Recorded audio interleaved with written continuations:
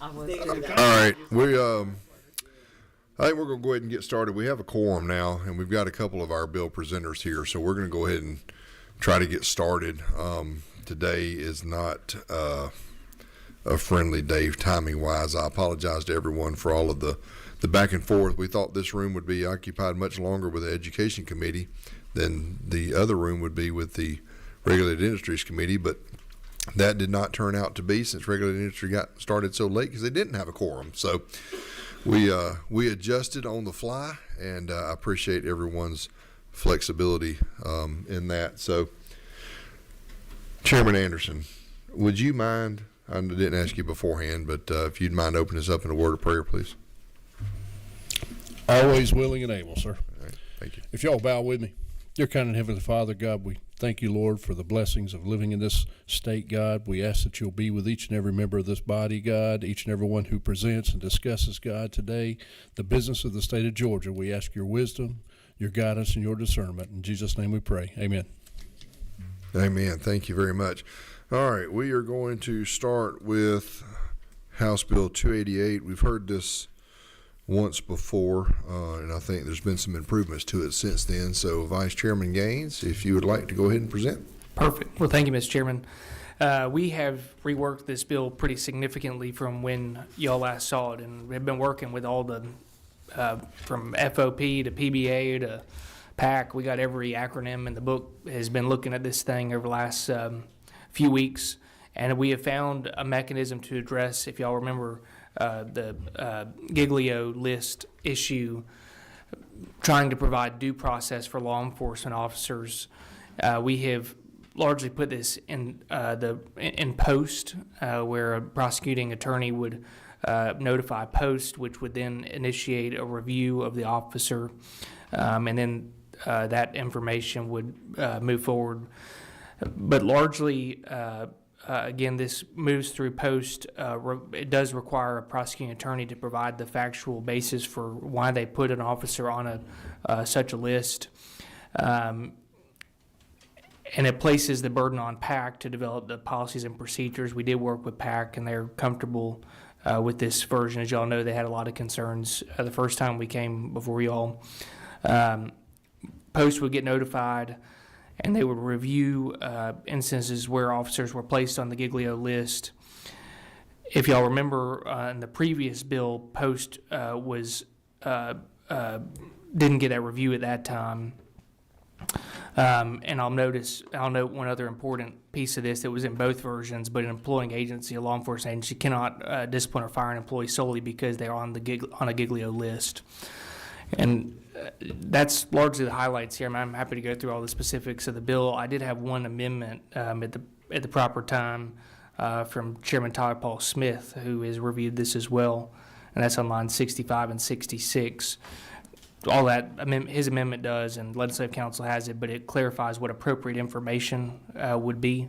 So that it just refers back to code subsection B, which is lines 30 to 38, where it has the various information that Post would be reviewing. And that, if the committee's open to it, that would be my only change to the bill as you have it before you. Okay, so that would be, there would be a reference on line 65 referring back to lines 30 through 38, or not. So how we wrote it was removing the words on line 65, appropriate information about an affected officer, and on line 66, after the word law, adding the fact of and basis for inclusion of an affected officer on such list, including any notice or relevant materials as provided in subsection B of this code section. Okay. All right.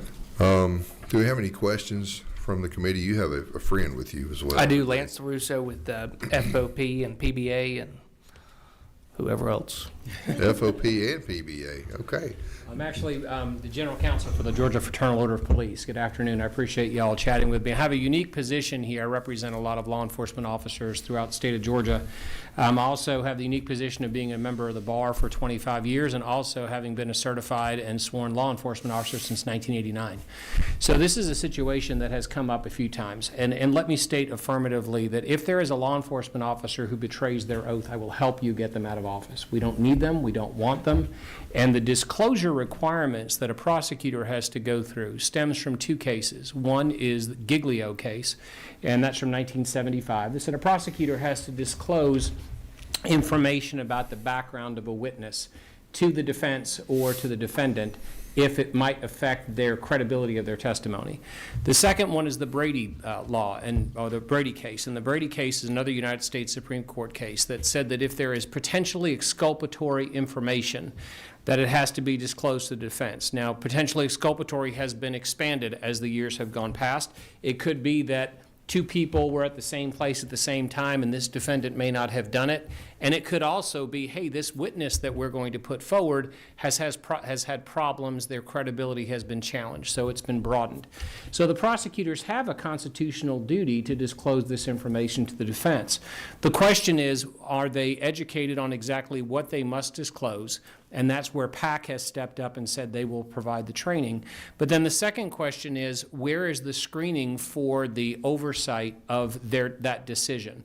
Typically what is happening now is a prosecutor has no standards as to what they will disclose, and disclosing to the defense is one thing, but what we have seen is a few prosecutors, I'll just say that they're trying to fulfill their constitutional obligations, have sent letters to police departments and sheriff's agencies saying, I believe this person has a credibility problem, so you might as well not even have them make any cases because I'll never prosecute them.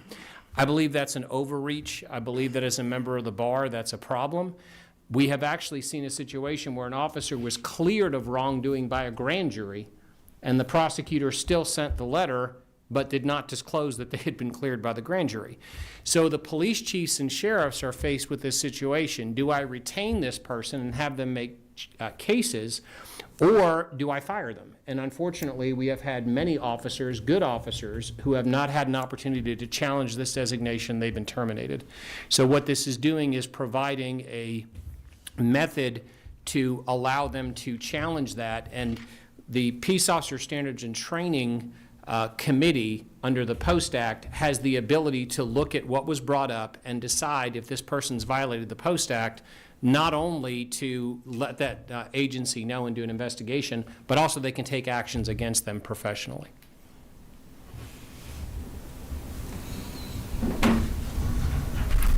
Thank you. Do we have any questions from any members of the committee? Representative Cummings? Thank you, Chair. Thank you for bringing this bill and for making the changes. My main concern is that if an officer is going to have difficulty or be on that Giglio list, it not be at the time of a trial, because that puts him under, it's just not fair all the way around. Yes, ma'am. So with this, the way it's written now, as soon as the incident happens, and if it could impact him being on the Giglio list, will he immediately be referred so that it can immediately be resolved so that the officer can go on with his life and not, run into a trial situation? That's when you get the letter. Can I answer? So you're absolutely right, and that does avoid the issues of the timing, because the timing is critical. We don't want to interrupt the middle of a criminal trial, but there are issues that relate to a person's presence on a Giglio list that could happen at trial. They testify falsely, they make a mistake, they do something wrong, but it's also passing a bad check.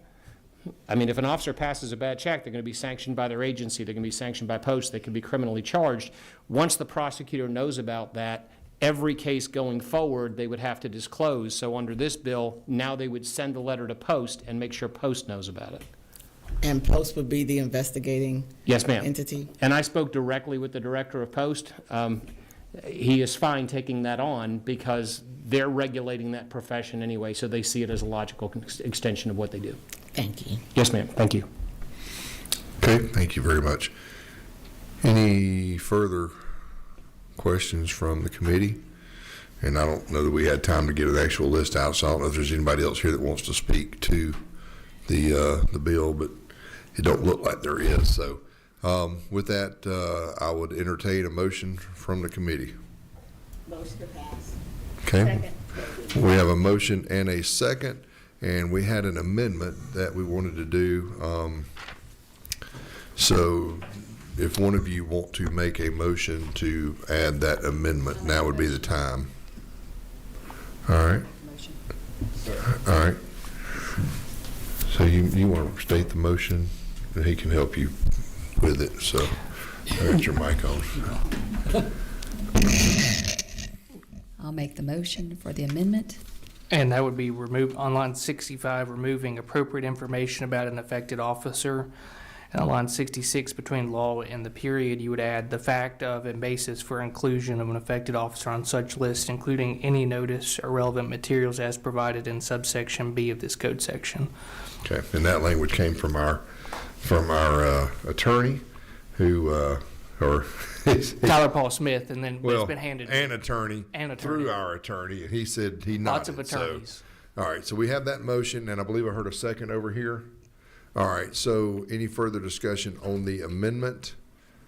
All right, seeing none, all in favor of the amendment, say aye. Any opposed, say no. Okay, the amendment is added. And any further discussion on the bill as amended?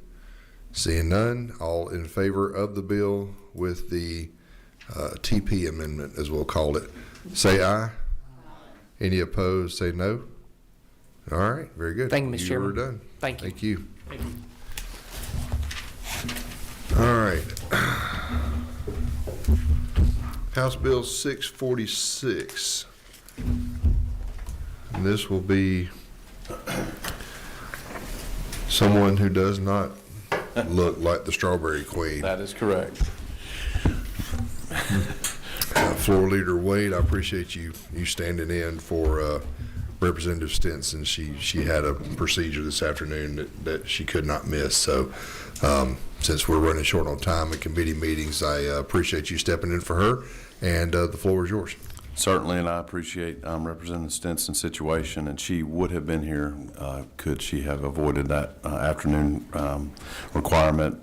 Just to clarify, this is Representative Stinson's Bill 646. I am a second signer on the legislation. I've worked on this issue actually now for this will be my fourth year in a row working on this. This is familiar legislation that was passed out of the House last year, and it stalled in the Senate.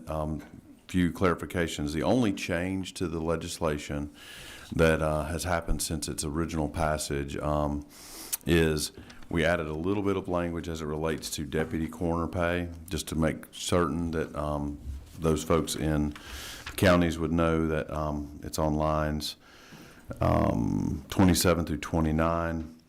There shall only be one deputy coroner in each county unless otherwise approved by the local governing authority of the county.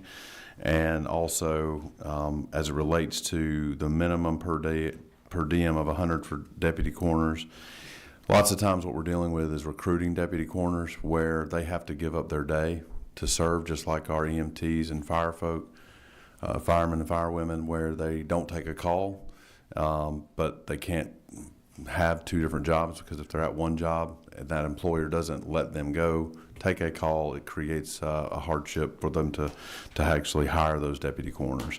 This would allow for a maximum of 90 days per calendar year for a deputy coroner to receive $100 per diem. Well, it's subject to the county. So you may have a county that their county budget decides, hey, we're going to allow, based on the death cases from the prior year, we may need 3 deputy coroners. But it would be subject to the local governing authority's appropriation process. So that coroner would have to still go petition the county commission to fund that request. The only thing this would do is give up to a maximum of 90 days, but it's still subject to the county approving that. It's just to set in statute an opportunity to recognize the work that deputy coroners and coroners do to serve the community. The other thing, just Section 2, again, as last year, this just updates the minimum starting salaries based on population. So it just struck what was in old code, lines 53 through 55. If you notice, the original minimum salary was $1,200 a year. It's been 35 years since this has been addressed.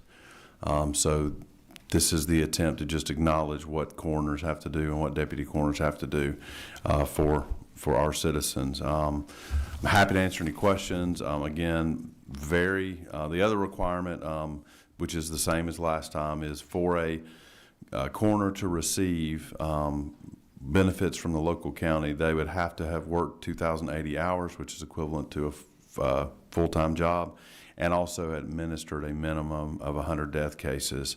There's nothing, the counties can set up how they do their payroll, how they verify this information. We're not going to dictate that. There's processes that they're already doing that for clerks of Superior Court, judges, probate, sheriff, or tax commissioner, et cetera. So those are the only changes to the existing law, and I'm happy to answer any questions.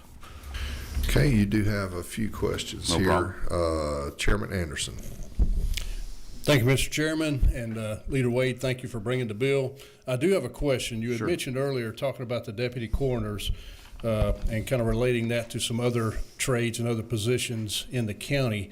The state currently does not dictate pay for any of those other positions. We don't tell sheriffs how much they have to pay their sheriff's deputies. We don't tell the fire departments how much they have to pay their part-time, full-time fire employees, that sort of thing. Why would we want to do that with deputy coroners? I think the reason that I'm interested in setting that as a standard is because we do dictate that each county have one deputy coroner. And if you're in a situation where you're trying to recruit that deputy coroner and they don't get a case, they don't get paid. So this is just to acknowledge that for 90 days, a year, up to 90 days, again, subject to the county commission, that they would be able to earn a per diem of maximum of $100. And again, a lot of times in my community, a deputy's on call for 24 hours. And so, I mean, if you divide 24 hours of your time by $100, it's peanuts for that as a dictate. And again, up to $9,000 is what they would be earning, and they cannot double dip. So if they are on call and they take a case, they do not get the way the law is written here is that they do not get a per diem. They would get that case fee for that day. So they would forego the per diem and they would receive the case fee. That's the reason that I think that it is important to acknowledge that in order to recruit, it's in this generation, I've talked to many coroners, it's very hard to find a deputy coroner that's willing to set aside their family, their lifestyle, et cetera, to be able to go and have another opportunity to earn money just because of the way the job market is. And it's, look, being a coroner, deputy coroner, it's tough work. I can tell you just in the last 2 weeks, we had a death collision at Welcher Road on Georgia 400. Lumpkin County coroner was called. It was a complete and total fire. The person was killed. And that's a very difficult case to work. Additionally, one of my school board members back in my district, they had an elderly family member that was found in the river. That's another situation in which it was a very difficult case to work, and recruiting people to do that work is also very difficult. So those are the reasons that we came up with this number. Originally, this was actually a concession through the process over the last 3 years that ACC recommended that minimum dollar amount, and also was very adamant that, you know, if they receive a death case, that they give up the per diem. So can't double dip. It's one or the other. Okay, can I ask one follow-up, Mr. Chairman? Lines 37 through 40, it appears from that there is a possibility in a scenario where upon the change of the change of the coroner, that there may be deputy coroners in the state that actually take a pay decrease because of this. Well, what it's saying is correct? if a county has decided to pay them more than this, so there's nothing that precludes a county from doing that. Mm-hmm. This would mean that they would not then be reverted to something else. If a county made a decision, like in my community, this bill would not improve the salaries of any of my deputies or our coroner in my community, but it would ensure that they don't automatically drop their salary if they've already committed to paying them something else. So it allows for that home rule. If one county wants to say, hey, we're going to have a salary of $20,000 for deputy coroner, nothing in this law would prevent that. This is just setting a minimum standard. Okay, thank you. Thank you for the questions. All right. Representative Mathis, you might have some insight on this I want to subject. thank Representative Will bringing this again. You know, we fought over this for years. to answer some of the question that Representative Anderson had, we've got some counties that didn't do nothing, and they didn't even follow what was in law already. And you have some counties that are doing a lot better than this because they do see a need for it. And the folks at Ted and Bearden and the Corn Association has worked real hard with this bill. They've gone through it. And just to throw out one case, it passed in the House last year, 160 to 5. I think that's what it was. So it gets hung up over there in the Senate for whatever reason, but we need to keep this going. It's good for, there's only 4 counties with medical examiners, and then you got Clayton, which I don't quite understand that, and I brought that up last time we testified on it. But this is going to save, in the long run, people, counties money, in my opinion. But we got to have quality care. With the things that happen in small counties now and the different things, we need investigators that know what they're doing.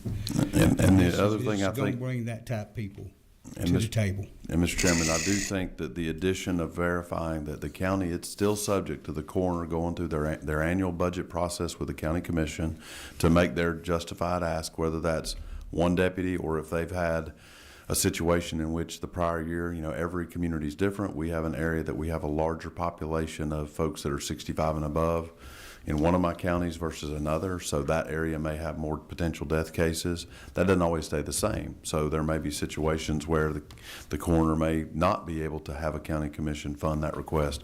We're not going to get into the debate between the coroner and the county commissioner advocating for what his budget request is. This still acknowledges the coroner has to make that ask, and it's still subject to the county commission approving that. Okay, Representative Cummings.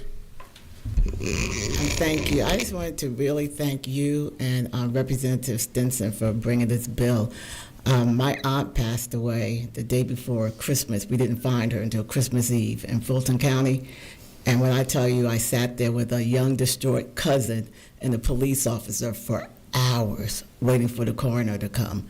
And when he finally came, he was the only one on duty, which I just didn't understand, in Fulton County, the only one on duty. So I think that if this can help recruit more deputies so that families can at least get some resolution initially sooner, it's definitely for the better. So thank you. Thank you.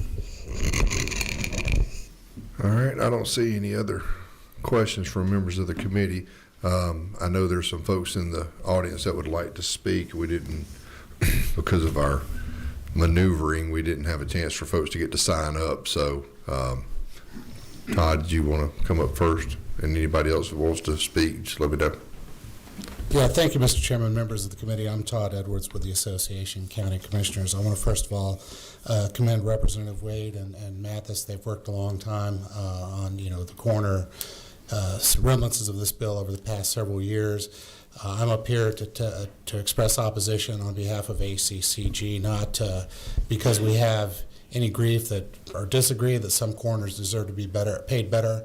Some deputies do, but we believe strongly that can be taken care of at the local level through local supplements, which is currently the law, or if that doesn't happen with the county commissioners, through a local act of the General Assembly, if you don't feel that it's being taken care of at the local level. If you go forward with this legislation, I did want to point out a couple of suggestions. And if that's the will of the committee, and I'll just go through it briefly a little bit with you. On line 32, it would increase the what we call a death investigation fee from $175 to $250. We think that's fair to deputy coroners actually doing the work, the investigation. That's a fair increase. Hasn't been increased in a while. Following that, in lines 33 through 36, it was mentioned that $100 for each day the deputy coroner does not work, up to 90 days. That's $9,000 a year. It appears to this language that is optional by the county, but if it is discretionary, I don't believe there's reason for that language to be in the legislation. Counties can already do that. Some of them do. They supplement through various methods, both their coroners and the deputy coroners. Moving forward, the bulk of the bill starts on line 53. It was stated before, if you look at the old law, the only ones subject to the statewide minimum salary requirements were those in corners and counties up to 34,999 folks. Two things I wanted to point out here. Either the state salary guide that you see in front of you, which X'd out through and replaced with a statewide minimal salary, the corners could choose, opt between the salary that was dictated in state law or what is passed by local act. They get the higher of the two. So what this bill does is it starts over and takes it from counties from 34,999 all the way up to all counties in the state of Georgia. So that's a big jump. You'll likely be hearing from your county commissioners, and those are the objections we feel, again, because we think that this can be taken care of, and it can, through either local supplements or through local acts of the General Assembly. Not all counties are the same. We feel that these negotiations can take place at the state level, through you all, or at the local level. It was noted that the amount changed, if you even look back at lines 53 through 56, that hasn't changed in, I believe it was 36 years or whatever was stated before. I believe it was since 2001. And that's true. And I'm not going to go into the complicated laws on how to calculate the salaries of coroners or constitutional officers, but that number stays stagnant. I will note that every time a state employee gets a pay raise in the state of Georgia, that also applies to coroners, so long as they fall under this bracket or this pay scale, not if they're governed by local act, but if they're subject to this code section. And we do a guide each year trying to explain to counties, because it is pretty complicated on how to do this. So after 2002, there was a COLA, 2003, 2005, 2006, 7, 8, 15, 16, 17, 18, 20, and then in 23 they got an outright $5,000 pay raise, and then a $2,000. So those numbers are substantially higher in actuality. It's not reflected in the statute. And in addition to that, they do get paid $175 per death investigation. So I did want to point that out. I'm almost done, Mr. Chairman. Moving over to line 71. This talks as of January 1st, 2026. I mentioned the COLAs just now that go on top of whatever number that you put in this base pay, and if you're extending it statewide. What also will apply is a longevity increase of 5% per every 4-year term, as the statute currently stands. So if you pick any number, you find your county in this scale. Let's say it's on line 61, you're from 39 to 49,000. That starts at 4,000, but automatically you would add on a longevity increase of 5% per every 4-year term. So the amount would be, if they've served a long term in office, substantially higher than that. Should it be the will of the General Assembly to see this bill progress, we would like to see that addressed so it not be applied retroactively. This is likely a substantial pay, also depending on what they're getting paid through local act, to the salary, but not have that longevity increase also kick in. One more measure, I think over through 104 through 109, that defines the benefits. That's fair if it can be justified as a full-time position. December 31st through 2000. What I failed to mention earlier is if you change that date on line 114 from December 31st to 2000, change it to 2024, that would ensure that the longevity increases are not applied retroactively for all the terms they've served in office prior to this point. I think that would be key. Overall, moving on to the last page, lines 126 through 130, the way I read the legislation is that the coroners would be getting, I hate to say double dipping, but it appears that way. They're getting a full boost from whatever, if this were adopted, these new state minimum salaries are, plus get to keep any current local supplement. Now, local supplements are those that have been worked out at the local level on top of minimal salaries. So we believe that local governments, should the state mandate that these salaries go up to a certain point, they reserve the right to remove that local supplement. Now, for all the constitutional or officers, we can do this at any end of a term in office. That's not the term of the office holder, but their respective term in office. Language should be inserted in there that allows local governments that opportunity. I think the best way to do so would to state that, and if this were adopted, that these increases become effective at the next term of office of the coroner. Except in special cases, the last election was in 2024, so adding 2028 would take care of that. Overall, our position is, as we heard from the Rural Development Council, a lot of these rural counties, they're struggling. It's difficult to make ends meet. Some of them may not have time or, have the money or the need for a full-time coroner. That's based on death investigations. Moving forward, we'd like to discuss with y'all and see a sample if perhaps it could be optional through local acts of the General Assembly to go with appointed or, coroners at the local level, or perhaps even a region so they can serve many counties. That's the position of ACCG. I tried to make it as brief as possible. We do oppose this legislation. Again, we think this can be achieved through local supplement or local act. I'll be happy to answer any questions. Okay, thank you. I believe you do have a question, Representative Mathis. Todd and I has been on this road a long time. If the counties that this bill was brought up against had done their job to start with, we probably wouldn't be sitting here, because they neglected the coroner's office. Now, the coroner's office is vital. It determines cause and manner of death.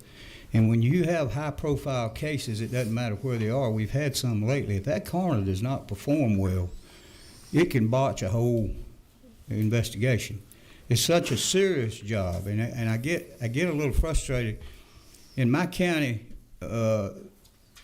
my daddy and myself and my son served the coroner of Bleckley County for 64 years straight. Our county was very good to us. We tried to do the best job we could. But we got counties that do not treat coroners as they should be. Now, Todd keeps saying the constitutional officers. Well, the deal is we're elected just like any of the constitutional officers. We have to go through the 4-year period and everything else. We have to campaign. We do everything that they do. And to say that they're not full-time employees is ridiculous, because we are on call 24/7, and we're always there. Somebody has to cover if we're not there. So that's just the way that works. Now, I understand, and that's why this chart, the chart as far as the pay was broke down the way it is. We realize there's small counties and small numbers of cases, but every case is big, high profile. And I do want to remind folks that a medical examiner has death investigators in all these counties. And guess who goes out to the scene? It's not the medical examiner. It's a death investigator. Same thing a coroner does. So I'm saying to you, this is a good bill.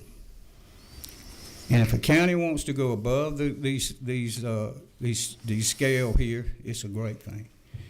But this makes the counties that are not looking after the coroner and the integrity of the cases and the things that have to be done, this is trying to make parity across the whole state. We need to keep the coroner system. The coroner system's been around a long time, and if we get into trying to have to hire and pay medical examiners in this volunteer multiple county thing, I don't see how that's going to work. So we've been through all these things over the last 4 years, I think. So I would like to say at proper time, let's pass this and moving on. Was that a question, sir, or just a comment? May I respond to the gentleman? May I address some of the things he pointed out, Mr. Chairman? Yeah, let me get Representative Richardson next, and then I'll give you a chance to speak. Yep. Yes, Just sir. for clarification, did you say on top of this mandated amount that there was $175 per case? No, in the current bill, well, so the deputy is different for the actual coroner. This bill is written so that the coroner would get this new salary, but would no longer get the death investigation fee. The death investigation fee instead applies to the deputy coroner, and it would be raised under this bill. Okay. Go ahead, then I'll try to remember my question. No, if you remember it, interrupt me, Mr. Chairman. Go ahead. I remember it now. I'm hoping I remember when you get done. Go ahead. No, go ahead. No, you go ahead. Okay. And Yes, sir. So a couple of things just to clarify, and I do appreciate the gentleman from ACCG and the job that he has to represent county commissioners and different opinions across the state. Largely, the language that is in this bill was they deemed as neutral last year, which is interesting when the biggest issue that was brought to us last year was related to ensuring that there was clarity surrounding that of the deputy coroner pay and that it's still subject to local. The reason that the language is in there and that I'm adamant that we put that in code is to acknowledge that we do require each county to have at least one deputy coroner, and that there needs to be a standard discussed and offered so that there's a starting point. And that's the reason we came up with 90 days. And he is correct.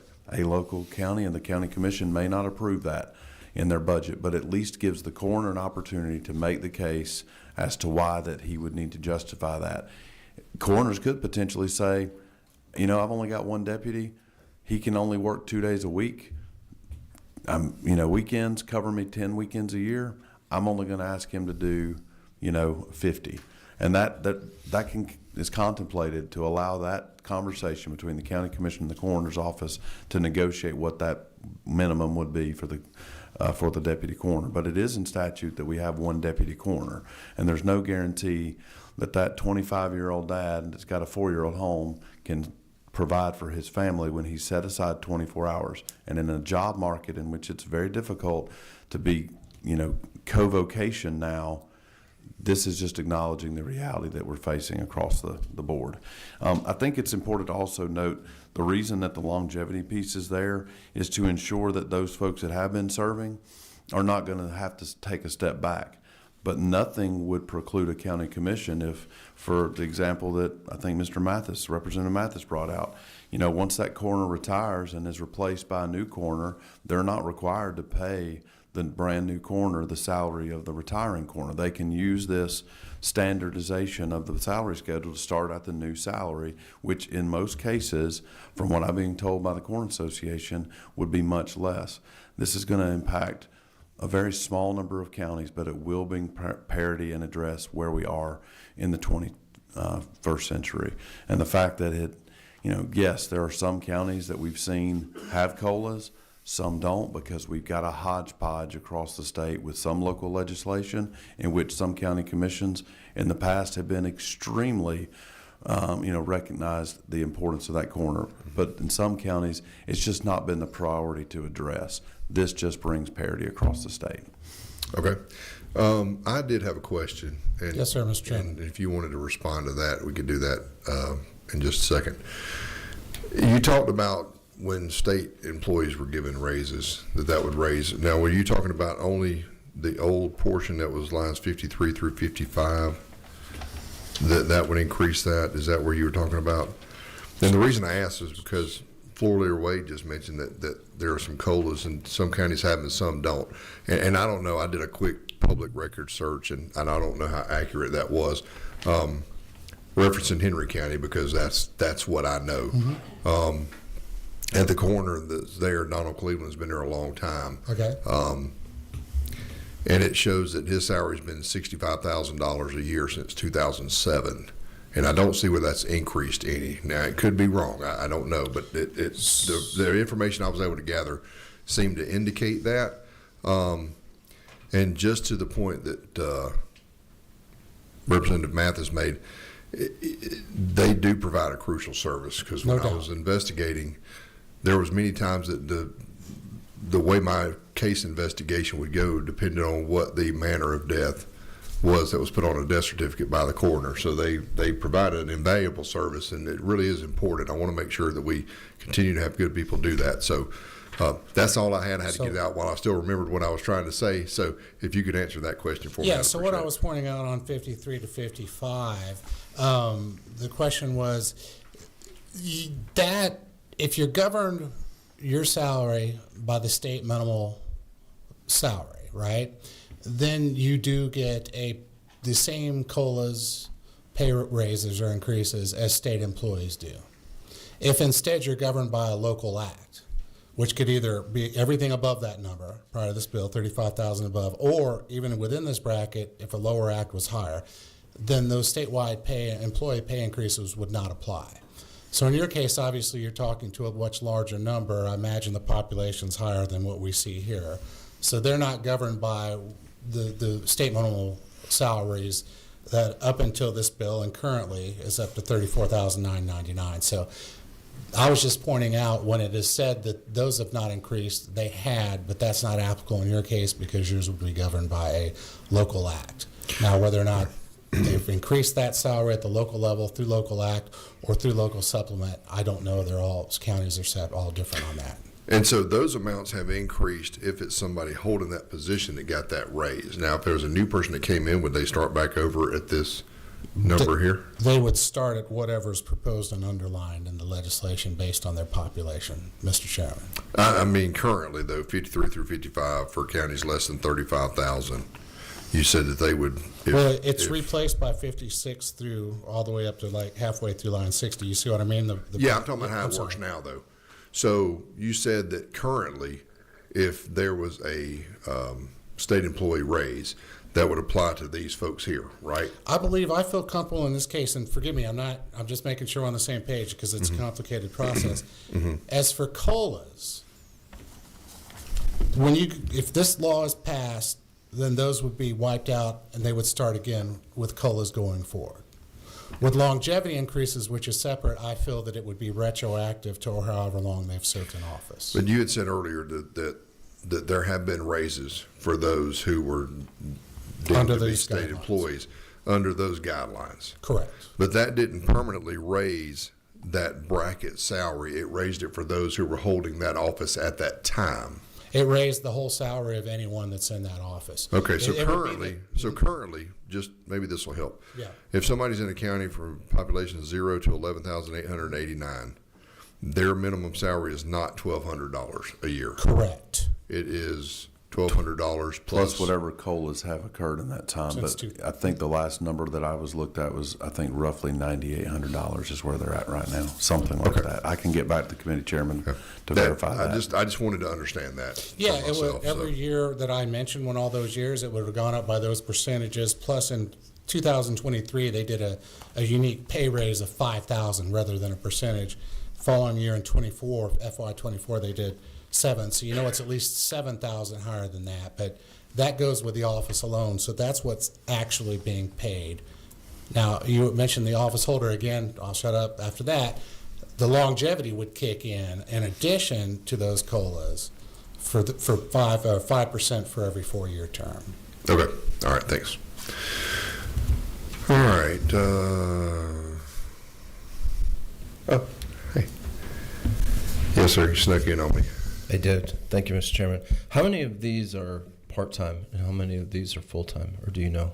As far as coroners, it depends. Well, it depends on how you define part or full-time, and there's obviously disagreement on that. It depends. A good gauge is how many of the cases does this coroner actually work, as opposed to how many does he or she, I wouldn't say require, but the deputy within that county work. So some of the county coroners may do more investigations percentage-wise than others. In other cases, the deputies may be doing a majority of the cases. Okay. I think my question is, can they have other employment besides Many this? of them do, Okay. yes.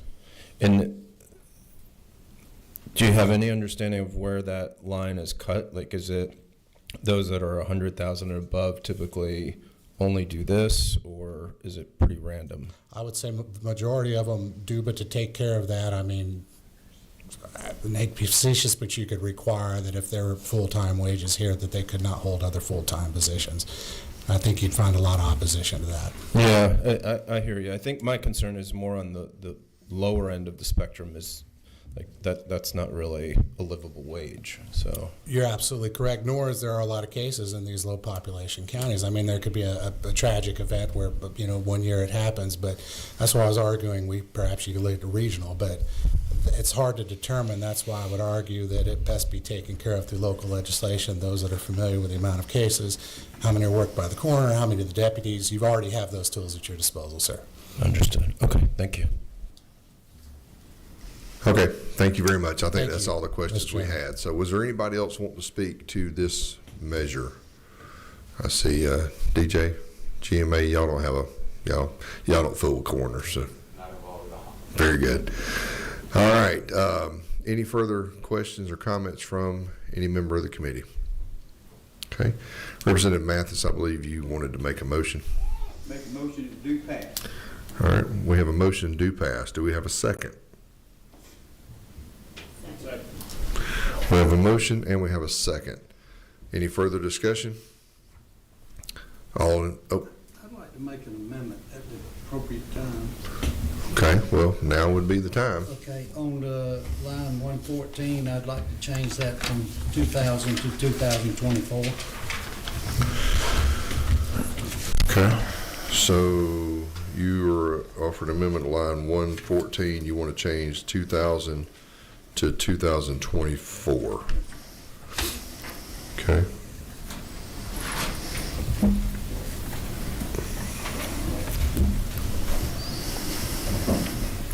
All right, we have that as offered as an amendment, and he's made that motion. Is there a second to that amendment? Second. We have a second to that amendment. Any further discussion on the Richardson amendment?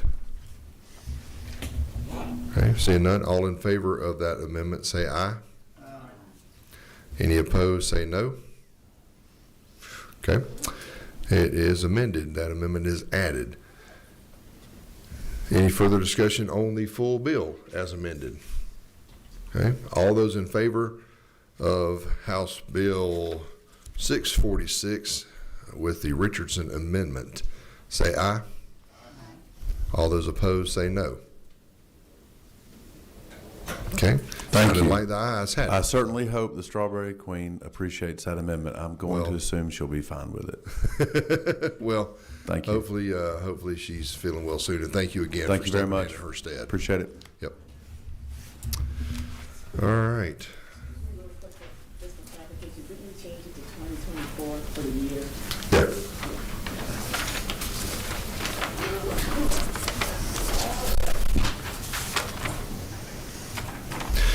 All right, Chair Ballinger, would you like to come up, ma'am? Yes.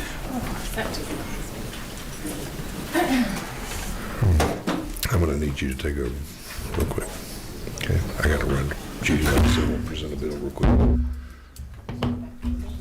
I'll be back for mine, yeah. Okay, I'm gonna leave all my goodies here. Presents. You have presents, all right. If someone could help, Elizabeth will help you pass out some of the presents, and I am going to step away momentarily, and Vice Chair New will do this one. No, Judy Non-Civil's calling. If I want to get my bill out, I've got to go. Oh, okay.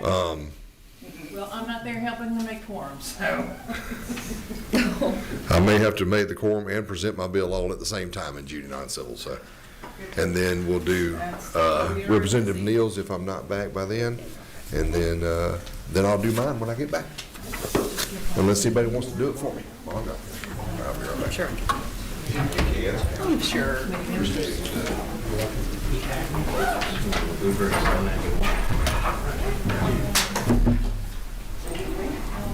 I'm going to do Judy Non-Civil. Thank you, Mr. Chairman. Thank you all. Where's Lake Council? Oh, sorry, she was standing for a second. Just the old one. Yes, sir. I try to cheer up about it. Thank you.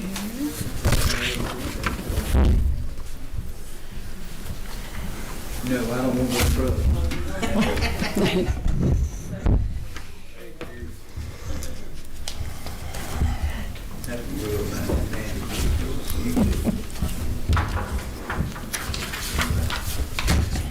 Did you have enough? All right, Madam Chair, when you're ready. All right, thank you very much. I will not be presenting the original act of LC 481435.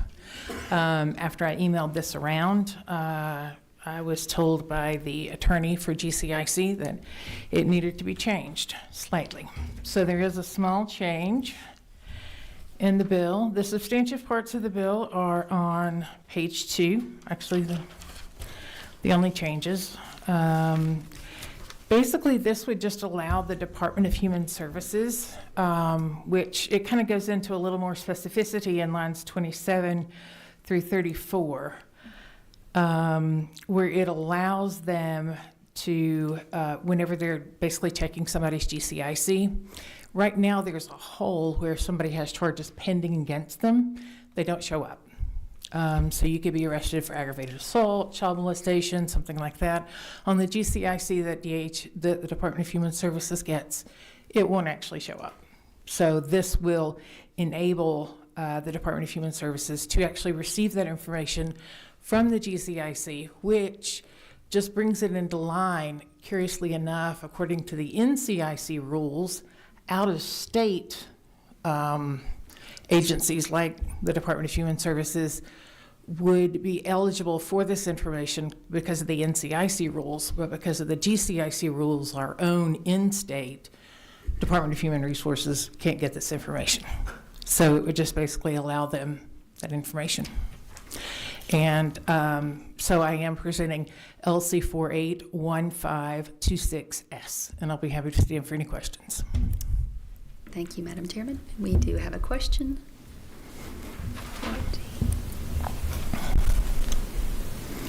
Representative Neal. Yes, thank you to the chair. Thank you to the author. So I guess the question I have is, I think you made mention of that, is if the person has pending charges, it's not. It won't be reflected on the GCIC that the Department of Human Resources gets. Now, when you say pending charges, you mean An arrest. pending the case being adjudicated or prior to the case going to court? Prior to the case, prior to basically the case being adjudicated. If you want to, yes, that would be the technical term. Prior to sentencing, prior to the resolution of the case. So how does your bill work if the person in this situation, if they're not guilty and they went through this process? They would be eligible to present information to dispute the information. Obviously, if they were in a GCIC and they received a not guilty verdict, that information would also be reflected. But it would reflect the arrest for, say, aggravated assault. But it wouldn't say convicted of aggravated assault. So it could be something that could be further investigated.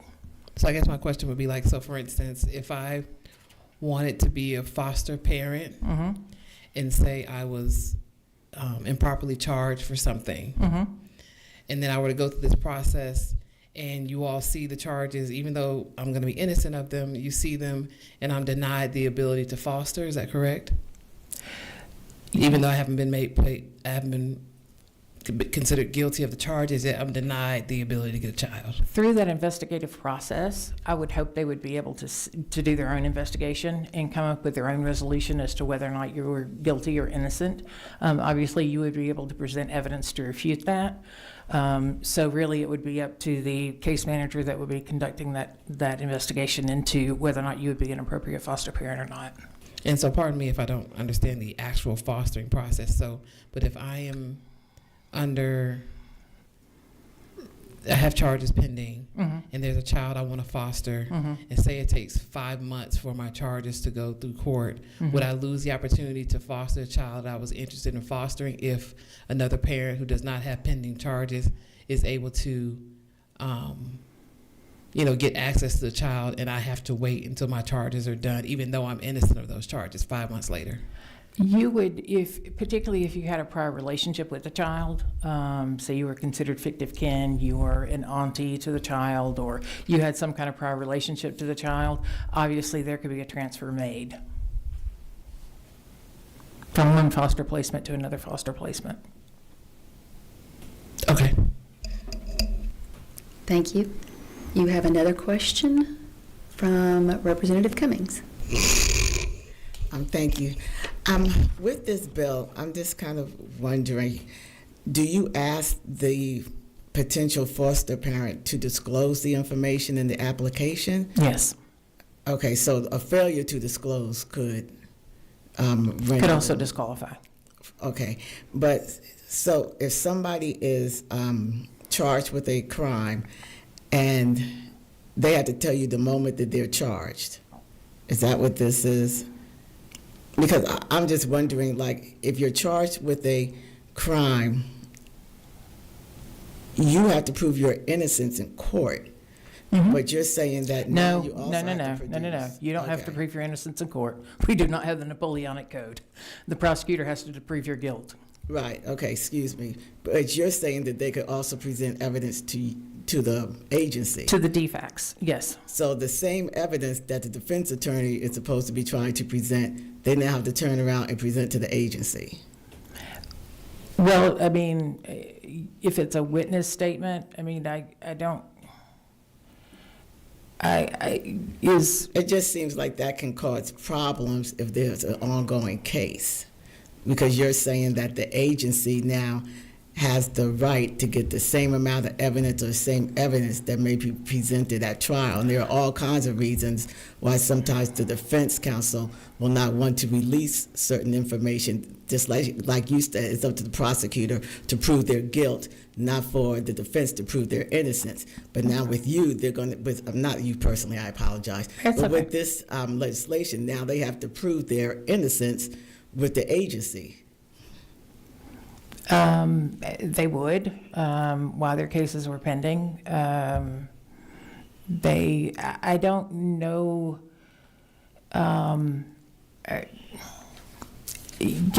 worked in and around the court system for so long, there's not really, the cat coming out of the bag. I mean, usually it's there's reciprocity in the discovery process where, basically the defense gets to look at the prosecutor's file and the prosecutor gets to look at the defense file and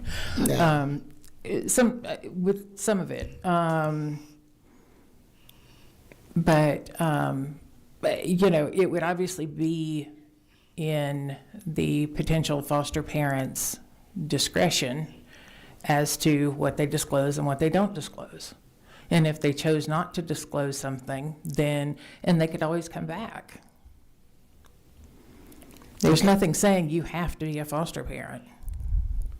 Well, no, of course not. There's nothing saying I that mean, you but have. if somebody were charged with aggravated child molestation, I would rather know that than not know that. But like you said, the GCIC is going to bring that up if they're charged. If they're charged. Yeah, so you will know that. If the bill passes. I don't know it right now. Okay, so the way it is right now, pending charges, even if they're felonies, are not accessible. No. Okay. Thank you. You're welcome. Are there any other questions? Are there any speakers on the bill? Oh, there is another question. Representative Holcomb. Thank you, Madam Chair. I just want to make sure that I understand it. I think what you're trying to do is fairly simple, which is just to give another piece of information with respect to potential foster parents, which if it includes an arrest, just that that's known, correct? Yes. Mm-hmm. Okay. All right, thank you, sir. Are there any other questions? And are there any speakers on the bill? All right, what is the will of the committee? Do I hear a second? Second. All right, is there any discussion? All right, all in favor? Say aye. Aye. Oh, hold on, stand by.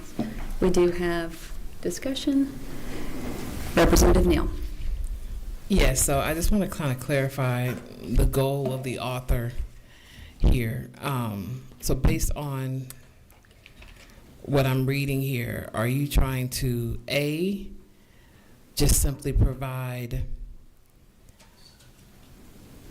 when it comes to eligibility for fostering, are you trying to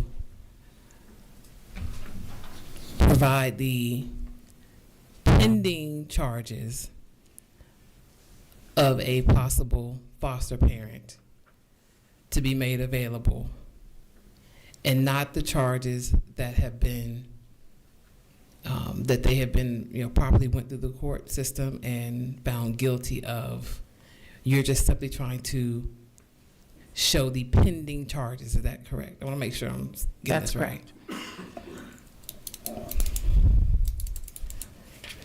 Okay. Thank you, Representative. Is there any other discussion?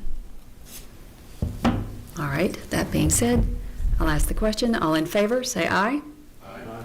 All opposed, do the same? Motion carries. Okay, thank you. I appreciate it, members of the committee. I know it's late, and I know everybody's kind of had a long, long day, so I certainly appreciate it. Thank you so much. Thank you for the bill. All right. Representative Neal?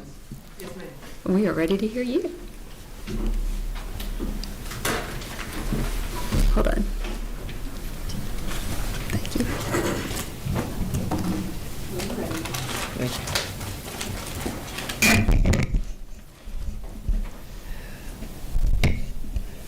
All right, thank you to the chair. Thank you to the committee. So I present to you House Bill 138. So last summer, myself, members of this committee, to include Chair Crow, Chairman Hitchens, and others, went to the Law Enforcement Training Center in Forsyth and experienced what we call scenario-based training with law enforcement. We were able to see the training at work and see how it makes officers more proficient and reduces the liability for agencies across this state by constantly training with hands-on training to avoid accidental incidents and unintended mistakes by ensuring that officers in our state are engaged in rigorous training.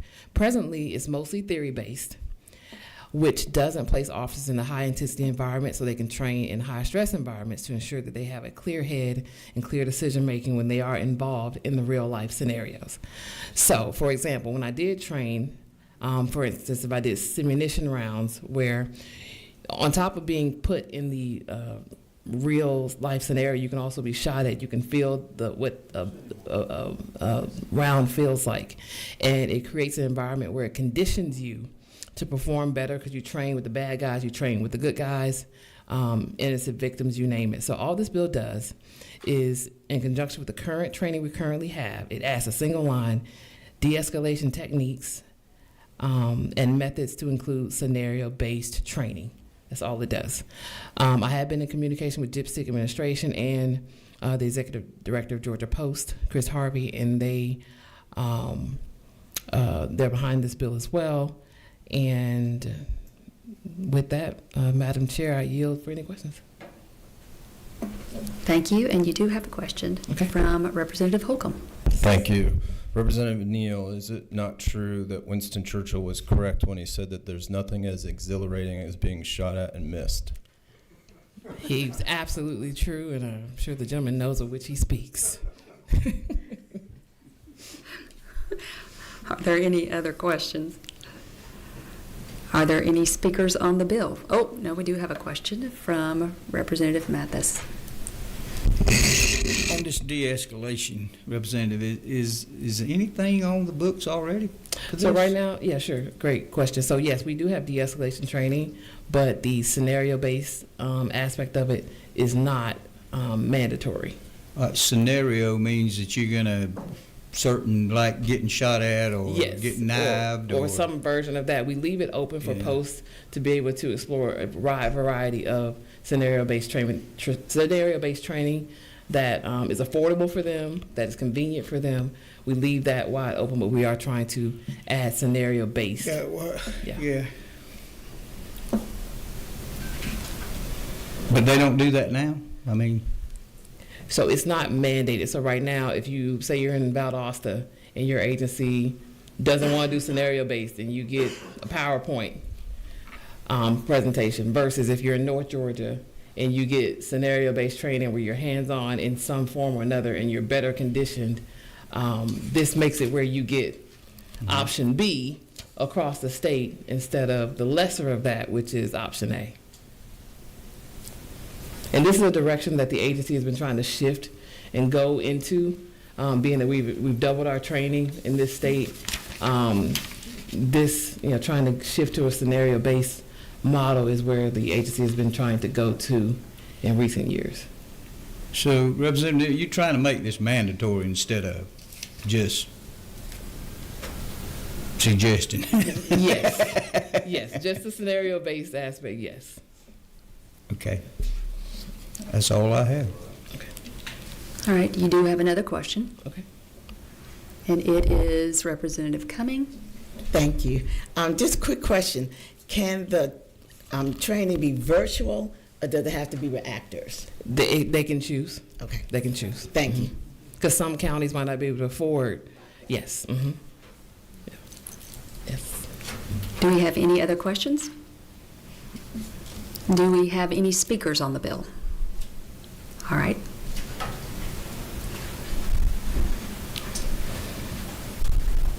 Madam Chair, members of the committee, I'm Terry Norris.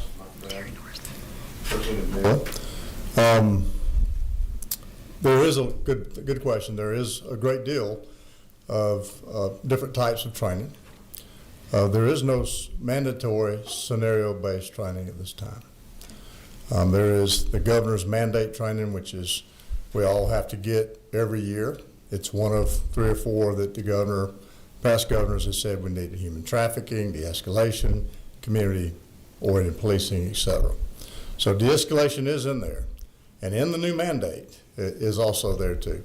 You may know, you've heard us say before, effective this past January, we've moved to over 800 hours of training. We're absolutely in favor of scenario-based de-escalation. I do not see how we can all have the scenario-based in every part of the state. If it's a mandate, we have concerns with it. My apologies, because I did not tell you that. Mm-hmm. So I don't want to kill the bill because I think we need it. But if there's ability for us to ease into this and not require it by a certain date, I think that would be more palatable to everyone. Now, if posts in the training center, if the training center says they can offer it, I think that would mean, Representative, we would have to figure a way for other people to offer it too, because they cannot offer everyone this training unless it is virtual and can be virtual and they've got it. If that's the case, that's fine. The other question I would have though is how many, I didn't see how many hours it was. It's still, so it doesn't change the hour requirement, so it's still an hour. So we've still got the 2 hours, I think, of de-escalation, and this would be.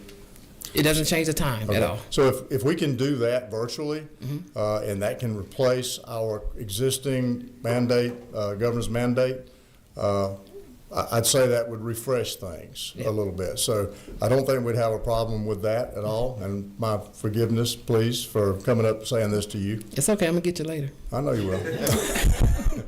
But I am concerned with more mandates on training because, as I said, we're really pushing the envelope on the number of hours that we now have to have. And that includes the mandate itself of over 800, as I said, plus we have to get 20 hours a year, and 5 of those hours are the governor's mandates. So anyway, thank you for allowing me to clarify this, and thank you for your clarification. Absolutely. Thank you. And we have a question from Representative Holcomb. I appreciate your feedback always. If there were desire to postpone the implementation date, do you have any ideas as to what that might be? We have, in the calendar year, we have to take 2 hours of de-escalation. So we've got to get it this year, if we haven't already had it. It's a one-time offer. Some people wait toward the end of the year. I mean, just as we do firearms, as we do use of force, as we do those other things. So honestly, a lot of the schedules are set now. If this doesn't cause too much interruption, because I have not talked to Director Wigington or Post about what it really looks like, a delayed implementation might help, but I'm not trying to slow it down necessarily because of that. I just don't know. As I said, some people have already got their de-escalation this year, which I guess would not, this wouldn't come into effect. But those who have already planned their de-escalation would make them change possibly a little bit this year. So giving a little time wouldn't hurt. But it is a good point. De-escalation is, the way we're taking it now, has gotten a little stale. We all know that. Our other governor's mandates have too. So if it's not going to cost us anything and we can do it virtually, The one problem would be is not everybody gets their training through the training center. Not everybody goes virtual through the training center. We don't have that ability to make it virtual. So if we've got sheriff's offices doing their own training in all these areas, it's going to make them, it seems, to have to go through the training center, which might be a little bit of an issue as well to many sheriffs and possibly some chiefs. So a delayed implementation might help us a little bit. Okay, thank you. Thank you. We have another question from Chairman Anderson. Thank you, Mr. Norris. Real quickly, just for my information, you mentioned that a lot of people may have their training already scheduled for the year. Are we referring to the calendar year or the, Yes, the state fiscal year? Yes, sir. Calendar year. Yes, sir. Okay, thank you. Thank you, sir. Thank you. Appreciate you. All right, are there any other speakers on the bill?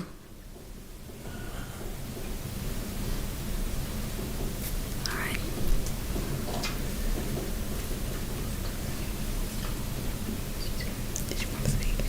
All right, very good. All right, so what is the will of the committee at this time? Move to pass. I second. We have a first and a second. Is there any discussion? We do have discussion. We have Chairman Anderson. Thank you, Madam Chair. I would defer to Legislative Council for assistance with this. I would like to propose an amendment that would make the additional training requirement here effective starting January 1st of 2026.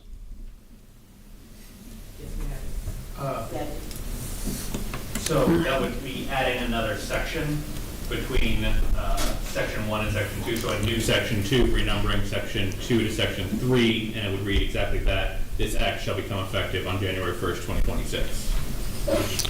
I so move. I so second. We have a motion and a second. Is there any discussion on the amendments? All right.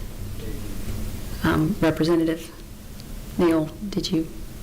No, I'm good. I just wanted to also acknowledge that, wanted to acknowledge that GMA is also in support of the bill, and I'm fine with the friendly amendment that we're going with. Yeah. Very good. All right. There being no further discussion. All in favor say aye. Aye. All opposed do the same. Motion carries.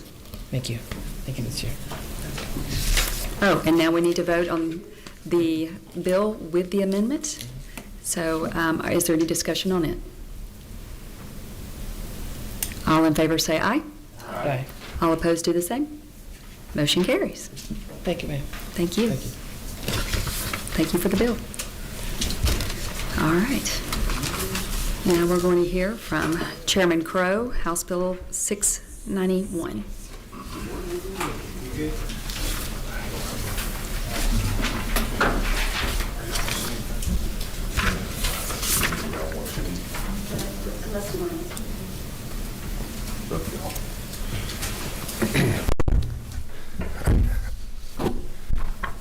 Thank you, Madam Chair.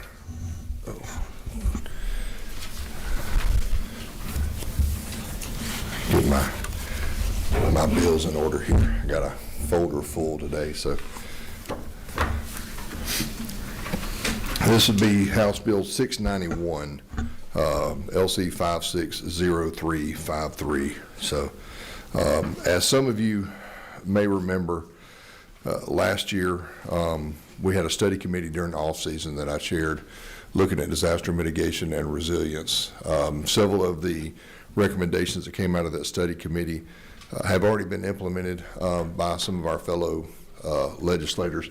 Representative Wade, Floor Leader Wade, carried a bill that was a governor's initiative for Next Gen 911 that we just passed out of here a couple weeks ago. That was one of the recommendations. There was a bill that the majority whip had carried dealing with reforestation tax credits. That was another recommendation. One of the last recommendations was to create an office of a resilience office and a chief resilience officer position. Now, throughout this, the study committee, we found that There are many, many, many states around us that have those positions and/or offices, some both, some one or the other. There is no one way to accomplish this. There's no one perfect model for this. And so there's as many different ways to do it as you could possibly think of. And so the way that we have come about, that I have looked at presenting this, is to, if you remember in our discussions with Next Gen 911, we had a presentation from the Deputy Director of GECA, the Georgia Emergency Communications Authority. They are administratively attached to GEMA. So they are their own agency, they're an authority, but they're administratively attached, so they use GEMA's administrative services, HR services, things like that. The idea here would be to create an office, our Georgia Resilience Office, which would be an entity within the Georgia Emergency Management and Homeland Security Agency, attached just like they are administratively. So you're not necessarily creating more bigger government. It's they're streamlined, so they're using some of the administrative services of GEMA, but they have their own purpose. I had a lot of discussions with GEMA with Outgoing Director Stallings, who we had some good conversations about this, had some discussions since. GEMA's had, and I don't know if they're here now, they've been all over the place today like we have. They've had some, we've had some discussions about the office and the board and the way it's constructed, even mentioning that they could do this possibly just through their office or through their agency. And here's my concern with that, just to get it out up front. If you add more people and more money to an agency and task them with a specific task, it is not uncommon that that task sometimes gets replaced with other more pressing tasks. And what we found this last summer, especially with the storms that we had, is that we will focus on and plan for and implement things to deal with the storms and hurricanes and flooding that we had this season. After we go 3, 4, 5 years, hopefully more than that, without having these again, we will begin to lessen our focus on those issues, and we will then not be prepared the next time it happens. Recency bias is a real thing. And so the reason for having this one dedicated focus is that that's their only mission. And GEMA does a fantastic job. They are the Georgia Emergency Management Agency. They deal with the emergency immediately before, during, and after, and they do a fantastic job. The Resilience Office would be tasked more with creating a state resilience plan, which would look at resilience efforts throughout the state, and working with local governments to help them implement a resilience plan, to become the coordinator, so to speak, of all of the efforts. One thing we found during these series of storms is that there's a lot of people with a lot of things they wanted to offer to help, but there was a lot of difficulty with coordinating that. There wasn't really a center pivot point for that coordination. And so that would be something that they would focus on, is making sure that we have all of our resources marshaled and we have a list of who has what and what they can offer and when they can offer it. That would be their part of their tasks. They would look at long-term resilience. There are still people now that have tarps on their roofs in South Georgia. There's people that went, weeks and weeks, possibly months without power and or water. So they would focus on the long-term recovery. Once GEMA has gone on to the next emergency, as they have to do, the Resilience Office would be there to help coordinate.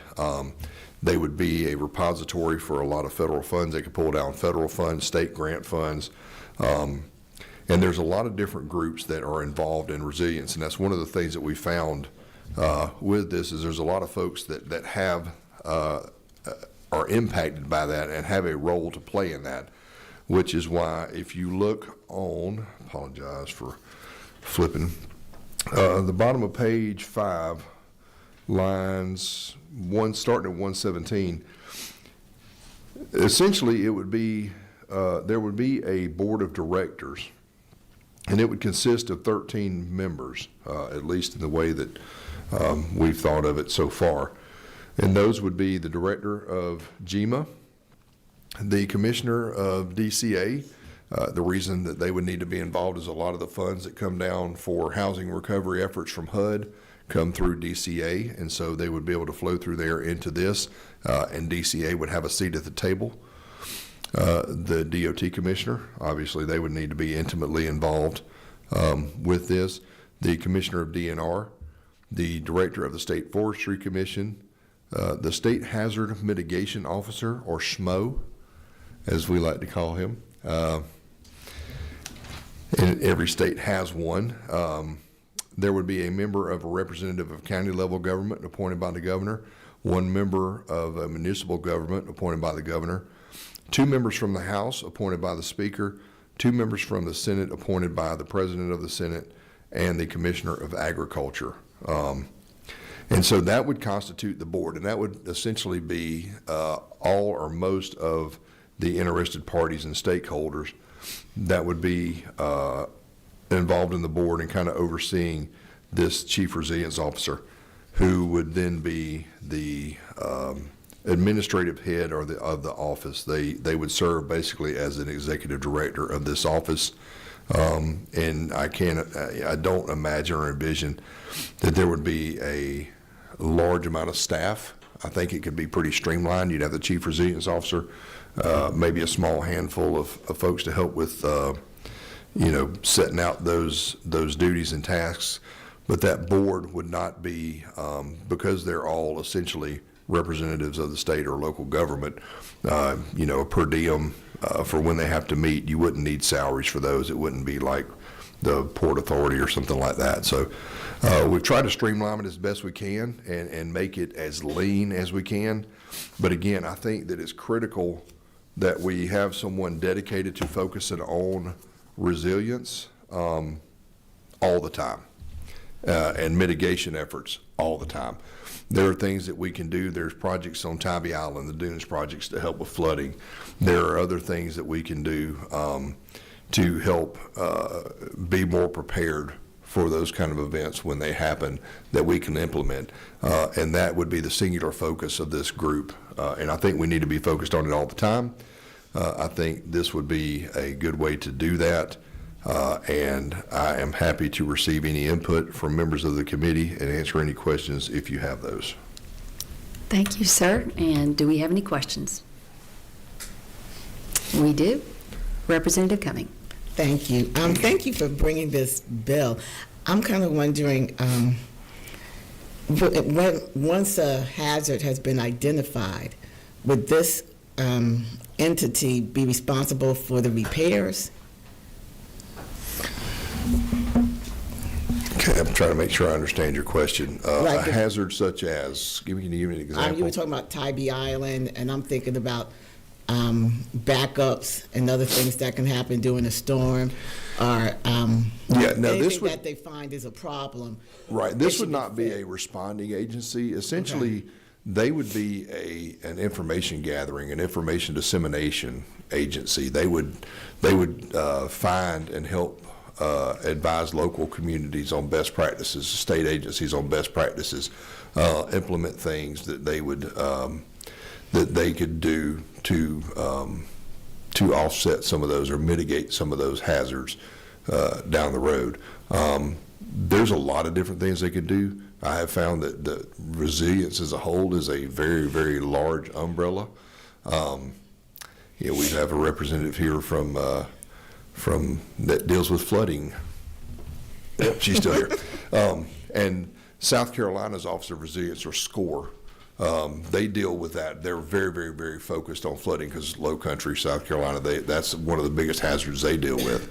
There's a lot of things they've been able to do and advise. And really, it's more of I don't want to call it a think tank, but they are information gatherers and disseminators, not necessarily responding, but helping prepare for and then helping to recover after. But by recovering, it would be having resources allocated or identified, and helping to get those resources where they need to go, the people who have them to the people that need them. So would the county or municipality be able to contact this agency and say, hey, we need you to come look at this? Yeah, the idea would be that they would create a state resilience plan and work with all local governments to help them create a resilience plan for their county, much like we have. So you have an emergency plan, emergency operations plan that every county is required to have. Every county has to have an emergency management person, right? An EMA director. But a lot of times what you'll find in some of these counties, a good friend of mine who's with the Butts County Fire Department was the EMA director, just retired last week. But he was also the fire marshal and the arson investigator. And, oh, by the way, we're going to make you the EMA director. So they're not always, sometimes every county has to have one, and they have to have an emergency operations plan. It gets put on a shelf. It don't get looked at. It's supposed to be updated every year, but sometimes that's a box you check. Again, because of recency bias, you get other things that take precedent, which is why I think we really need to have somebody focused where this is their mission. And then they go and help counties be mindful of those things And as these well. would be the experts. They would be the experts. Yes, ma'am. Yeah, thank you. You have more questions. You're very popular. No, wonderful. You Thought are. maybe I'd waited everybody out until they were too tired. But. So, Chairman Anderson. Thank you, Mr. Chairman. I am getting tired.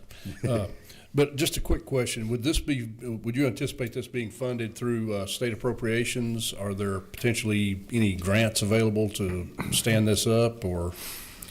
I would anticipate that initially there would probably need to be some state funding to at least implement it. But there are a lot of grants. That's one thing. Another thing that I found through the study committee, through our meetings, there are a lot of resources out there that are available now through federal grants and others. Now, how much longer those may be available, I don't know. But there's a lot of things that are available out there that we may or may not have been able to take advantage of, and that would be part of this position and this Chief Resilience Officer, would to become an expert in everything that's available and to bring as much of those dollars that are available back home to Georgia and get those implemented. So there are some of these agencies that are funded. They're able to fund themselves that way.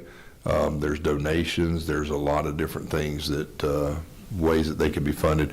There was even in one early iteration of this bill that I took out, it talked about a resilience fund that could be stood up, and you could invest in that.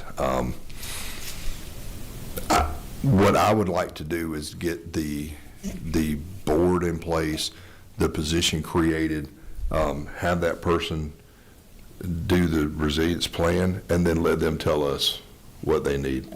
Because as Representative Cummings said, this person is going to be the subject matter expert. I don't necessarily want to tell them every I they need to dot and T they need to cross.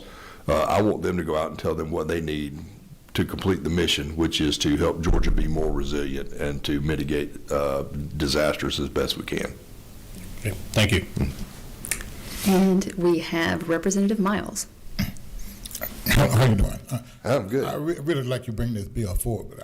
My counties were in the middle of this last disaster, and we were wholly unprepared for a lot of the. In fact, a lot of counties, a lot of people in my county, like you said, have their tarps still up.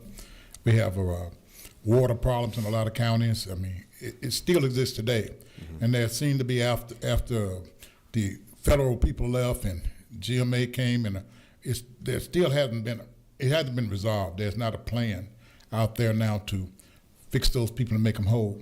Are you planning, this organization, are they going to be doing that type of work to look at the long-term effects and how we're going to help mitigate some of those things for is this one of the missions of this agency that Yes, you sir. plan? Yes, sir. That is essentially, that's one of their core missions, is to try to advise and help get implemented mitigation efforts on the front end, but then also prepare for resilience and recovery on the back end.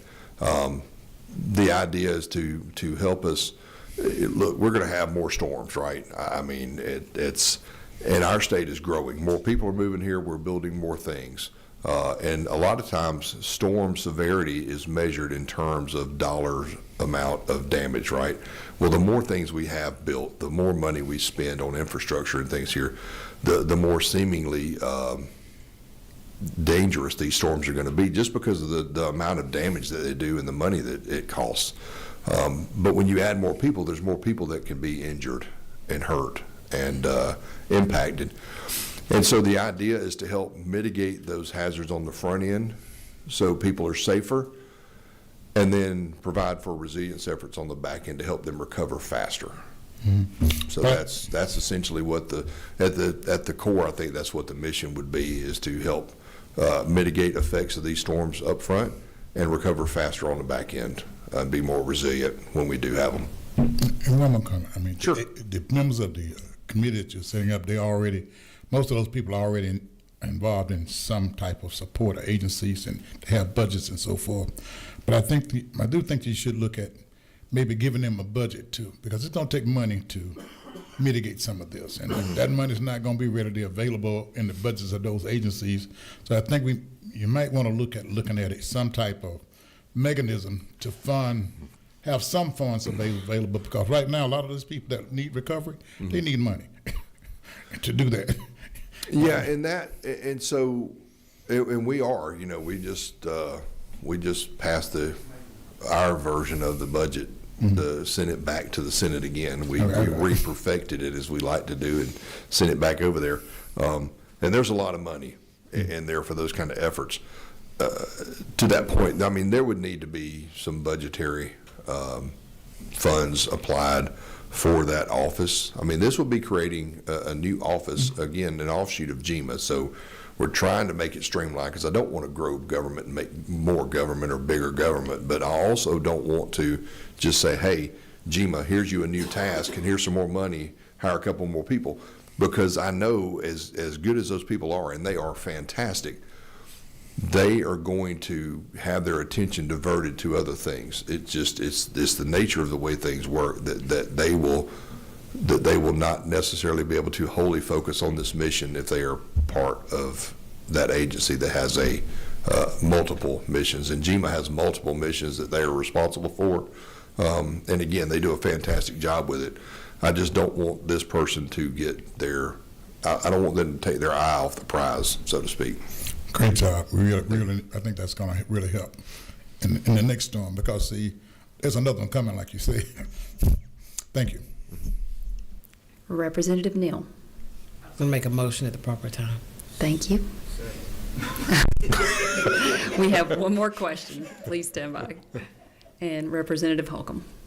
I don't want to let you all down. I do have a couple questions. First, I applaud you for bringing this forward. I think it's very needed, and I think what you're trying to do is to have some real long-term planning instead of the crisis response of GEMA is really looking towards the future with the understanding that we're probably going to have to change the way that we build things, and will give us a menu of options, and then the General Assembly or the executive branch can then make decisions from that in terms of what the recommendations are. Is that fairly accurate? Yeah, and maybe not even the General Assembly or the executive branch alone, but local and county and municipal governments as well, to help have mitigation efforts implemented, at every level. Yeah, I strongly support it. I mean, just take the flooding, for example. NOAA has a tool where you can look at potential risk to the coast, and the entire coast is viewed as being at risk. And so there's one suggestion I would offer for you, which is I think we should include transportation under the definition of critical infrastructure. So tuck it in maybe in line 21, because it's not specifically cited, and I think the condition of our bridges and infrastructure is probably something that should be reviewed while performing this resilience analysis, if you'd be open to that. I'm sure I would be amenable to that. I mean, it does have other vital public service, and just, again, one of those board members would be the commissioner of the Department of Transportation, simply because of the importance that transportation would play. So I do think that there would be a critical look at had transportation with him being a member of the board, or she in the future, whoever it may be. But I would be fine with enumerating that specifically in that line if you wanted to do that. Okay, thank you. All right, are there any other questions? Are there any speakers to the bill? Very good. All right. They would like to let y'all go home. Representative Neal had made a motion.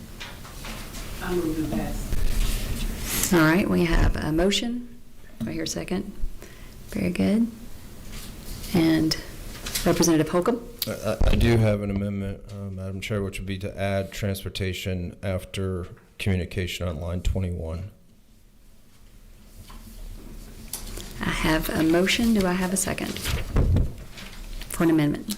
Second. All right. Any discussion on the amendment? All in favor say aye. Aye. All opposed do the same. The amendment passed. Now we'll go to the original bill with the amendment. Any discussion? All in favor say aye. All opposed do the same. Motion carries. All right. Thank you. There's no other business of the committee. Meeting adjourned. Scott, you have one more question I wasn't going to miss.